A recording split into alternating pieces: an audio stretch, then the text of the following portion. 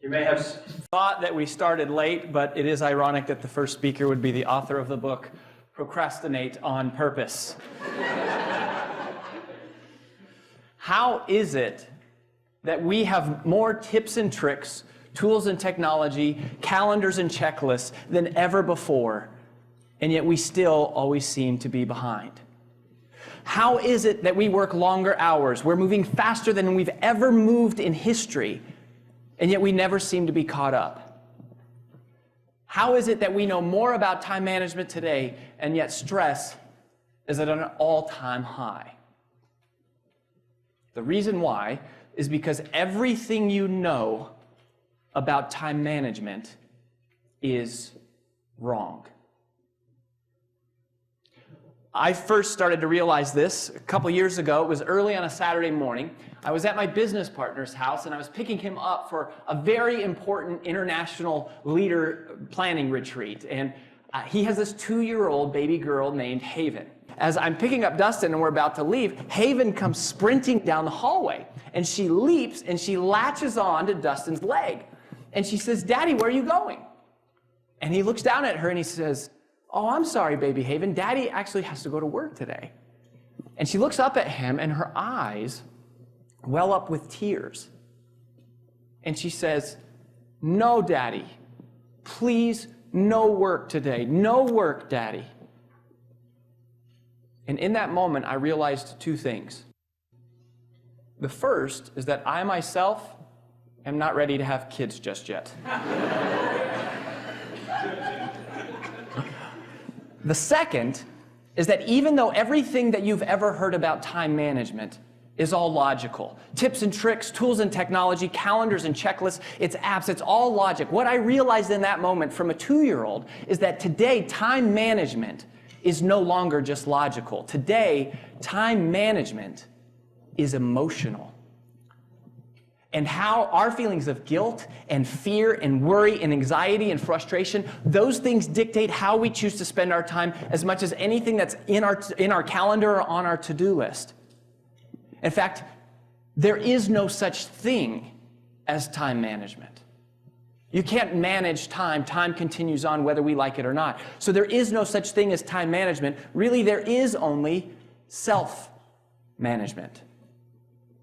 Well, that was the first big realization that I had. In order for you to understand the second, I want to take you on a quick history of time management theory. And that really began in the late 50s and 60s. And it came during the Industrial Revolution. And early time management thought was all about, it was one-dimensional. And it was all based on efficiency. And the idea with efficiency was that if we could develop tools and technology to help us do things faster, then theoretically that would give us more time.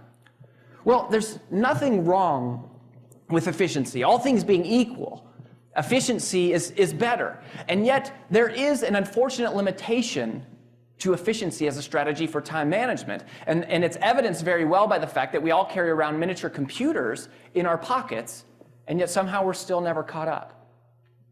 Well, in the late 80s, Era 2 time management thinking emerged. I feel like it was pretty much single-handedly ushered in by the late, great Dr. Stephen Covey. And Dr. Covey introduced what we are referring to as two-dimensional thinking. He gave us something called the time management matrix, where the x-axis was urgency and the y-axis was importance. And the beauty about this was that it gave us a system for scoring our tasks. And then based on how they scored in these two areas, we could prioritize tasks one in front of the other. Prioritizing is all about focusing first on what matters most. And for the last 20 years, this has really been the pervasive mode of thinking as it relates to time management theory. And it's not that there's anything wrong with prioritizing. In fact, prioritizing is as valuable a skill today as it ever has been in history. And yet, even though we throw that word around like it's the end-all be-all to time management theory, right? We say, get your priorities in order. Or it's just, you don't have the right priorities.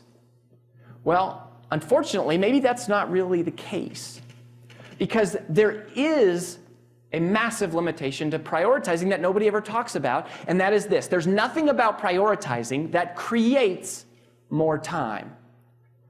All prioritizing does is take item number 7 on your to-do list and it bumps it up to number 1. which is valuable in and of itself, but it doesn't do anything inherently to create more time. And it does nothing to help you accomplish the other items on your to-do list. I mean, if you think about efficiency, efficiency is kind of like running on a hamster wheel. And if you think of prioritizing, it's really about borrowing time from one activity to spend on another. It's kind of like juggling. And that really describes the way that we even talk about time. I'm juggling a lot, or I'm trying to balance a lot. And in that paradigm, there's only two strategies. One is to do things faster or to do more things. And that is what the world kind of feels like, right? How does it feel to know that really all we are is a bunch of juggling hamsters sprinting towards an inevitable crash landing? You cannot solve today's time management problems with yesterday's time management thinking. What we've noticed is the emergence of a new type of thinker, somebody that we refer to as a multiplier. And multipliers use what we call three-dimensional thinking. While most people only make decisions based on urgency and importance, multipliers are making a third calculation, which is based on significance. And if urgency is how soon does something matter, and importance is how much does it matter, then significance is how long is it going to matter. It's a completely different paradigm. It's adding on to what is there. It's in with the old, but it's also in with the new. Because most of us, if you think about the modern day to-do list, which is one of the key strategies or tools that we have, we ask ourselves, when we assemble our to-do list, we say, what's the most important thing I can do today? But that is not how multipliers think. Multipliers instead ask the question, what can I do today that would make tomorrow better? What can I do right now that would make the future better? They're making the significance calculation. See, when I say multiply your time, that might sound a little bit superfluous. It might sound like an over-exaggeration, but it really is not. Now, while it is true that we all have the same amount of time inside of one day, 24 hours, 1,440 minutes, 86,400 seconds. And there's nothing that any of us can do to create more time in one day. But that's exactly the problem. That type of thinking is the problem. What we have to do is break out of that paradigm and instead think about tomorrow. And that brings us to the premise for how you multiply time. The way that you multiply time is simple. You multiply your time by giving yourself the emotional permission to spend time on things today that give you more time tomorrow. That's the significance calculation. You multiply time by giving yourself the emotional permission to spend time on things today that create more time tomorrow. The significance calculation changes everything. The focus funnel is our attempt to create a visual depiction that codifies the thought process that multipliers go through in their head unconsciously when they are evaluating how to spend their time. It's why some people create extraordinary, explosive, exponential results, and other people seem to kind of just create linear traction. And it works like this. If your tasks all come into the top of the funnel, the first question a multiplier asks is, can I eliminate this? Is it even worth doing? It's another example how everything you know about time management is wrong, or at least that it has changed, because most of us use to-do lists, and multipliers realize that next generation time management has much more to do with what you don't do than what you do. Time multipliers realize that perfection is achieved not only when nothing more can be added, but when nothing more can be taken away. It is the permission to ignore. Because anything that we say no to today creates more time for us tomorrow. The challenge emotionally is that we struggle with guilt, and we struggle with wanting to say no, but really feeling like we have to say yes. And so we go through life trying to never say no. And in one of the interviews I conducted with the multiplier, they said something that changed my life. They said, Rory, it's futile to go through life trying to never say no. What you have to realize is that you are always saying no to something. Because anytime you say yes to one thing, you are simultaneously saying no to an infinite number of others.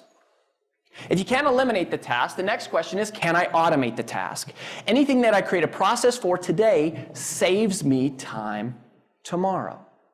It's like setting up online bill pay. I never have 2 hours in my day to set up online bill pay. I just don't have time. And if I had 2 hours in my day, I would never use it to set up online bill pay. But a multiplier realizes that if I save 30 minutes a month from paying my bills by setting up online bill pay, then it makes sense to invest those 2 hours, because then after just 4 months' time, I will have broken even on that investment. And every month thereafter, I will get something we call ROTI, return on time invested.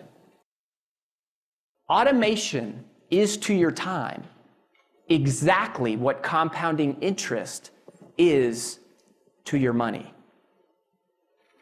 Just like compounding interest takes money and it makes money into more money, automation takes time and it makes it into more time. The way that wealthy people think about money is exactly the same way that multipliers think about time. And they give themselves the permission to invest the time and energy to automate the process. If it can't be automated, then the next question is, can it be delegated?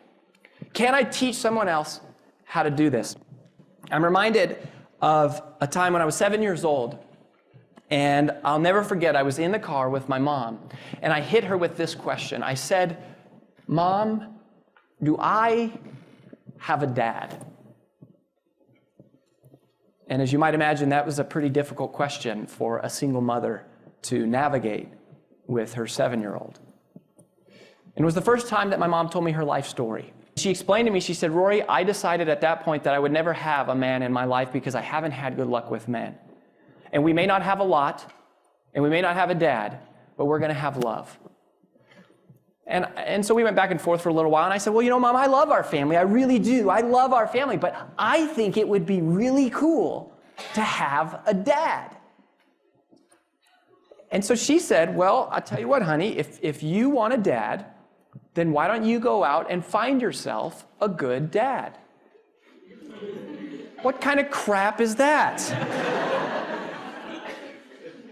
It just so happened that that was my first day at a new Shaolin Kung Fu center, and I had been studying martial arts since I was 5, and so they put me in this all-adult school to be a little more advanced. And there was another gentleman who walked in. It was his first day also, but this guy was much older than me. He had long hair and tattoos all up and down his arm and leather jacket, and he came in on a motorcycle. And this guy was about the scariest dude you can imagine if you're 7 years old, and he gets paired up as my sparring partner. His name was Kevin. He turned out to be pretty nice. Well, we started to advance through the belt levels together, and so Kevin started bringing me home from class every once in a while. Then before you know it, Kevin came over on the weekends, and we would practice our forms. And then we caught a movie, and then before long, Mom came with us to the movies, and so it was the three of us that were going to movies together. And I'll never forget the first time the two of them went to a movie without me.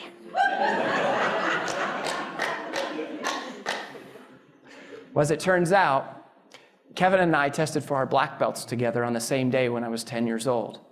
They got married 2 weeks later. A couple years after that, Kevin adopted me, and I changed my last name from Rory McLaughlin to Rory Veyden, and they have been married for 20 years ever since.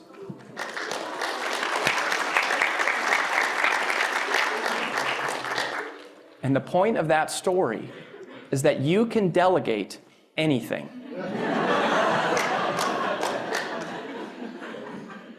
But if you ask the average person, you said, "Are there things you know you could be delegating to somebody else?" We would say yes. But then you say, "Well, why don't you train someone else to do it?" And what most of us would say is, we say, "Well, because they just can't do it as well as I can." And that may be true once, maybe twice, but it is only true absent the significance calculation. Because if you think longer term, you realize they'll be able to master the task just like you were. Significance changes everything. It's how you multiply your time. It's giving yourself the permission of imperfect for a little while, because over time they'll be able to figure it out. Now, if you can't automate or delegate a task, that task drops out the bottom of the funnel, and at that point there's only one remaining question, and that question is, should I do this task now? Must it be done now, or can it wait until later? If the task must be done now, then that's what we call concentrate. It's the permission to protect. All right, the permission to protect. It's all about focus and eliminating distractions. And honestly, there's nothing all that exciting or new there. However, if you ask the question, can this wait until later? and you decide that the answer is yes, then that's not eliminate, automate, or delegate. That is what we call procrastinate on purpose. Procrastinate on purpose. Now, you're not going to procrastinate on it forever. You're going to pop that activity back to the top of the funnel, at which point it will enter into a holding pattern where it will cycle through the focus funnel until inevitably, one day, eventually, one of the other 4 strategies will be executed on whatever that task is. And what you find is that if something can continually wait, often what happens is you eventually develop the courage to do what you should have done in the first place, which was eliminate it. Or you discover a system for how to automate it, or someone rises up to the call of leadership. They rise up to the occasion, and it ends up being delegated. Or it ends up becoming something that is significant enough for you to spend your time on.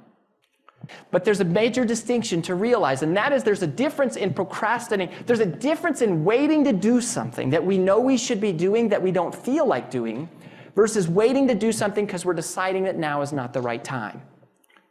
Waiting to do something that we know we should do but we don't feel like doing, that's procrastination. That's the killer of all success. But waiting to do something because we're deciding intentionally that now is not the right time, that isn't procrastination. That isn't the killer of success. That's a virtue. And it's an art form that the world really needs, which is patience. The patience to put off the insignificant things, like checking email 24 hours a day, 7 days a week.